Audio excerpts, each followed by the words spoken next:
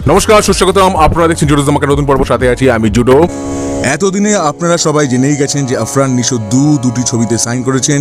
SVF এবং alpha I মিলে একটি নতুন প্রযোজনা সংস্থা তৈরি করেছে এবং সেই সংস্থারই প্রথম ছবি হতে যাচ্ছে আফরান নিশো অভিনীত রাইহান রফি পরিচালিত ছবির সম্ভাব্য নাম আসিয়াত।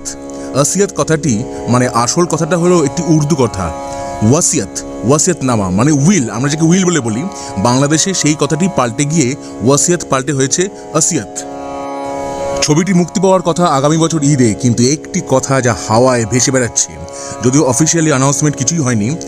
এই ছবিতে আফরান নিশোর সঙ্গে নাকি অভিনয় করতে চলেছেন মোশাররফ করিম এবং সেই ক্যারেক্টারটি হয়তো গ্রে শেডের ক্যারেক্টার হতে পারে।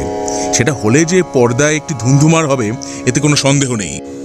রাইহান রফি এখন পরিচালনা করছেন তুফান, এরপরে শুটিং শুরু হবে ওয়াসিয়াত এই ছবিটির।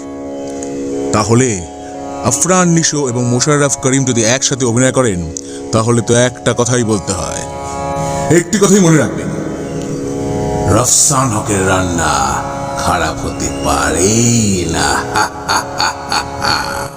তা আমার এই ব্লগটা কেমন লাগলো? ভালো লেগে থাকলে অবশ্যই লাইক করুন, শেয়ার করুন, সাবস্ক্রাইব করুন আমার চ্যানেল এবং আমার ফেসবুক পেজ জুডোস ধামাকা, সেটাকেও লাইক করুন, ফলো করুন। পরের পর্বে ফিরছি নতুন কোনো চমক নিয়ে, নতুন কোনো ধামাকা নিয়ে। হ্যাসলা ভিস্টা, জুডোস ধামাকা, লেটস ডু দ্য ধামাকা।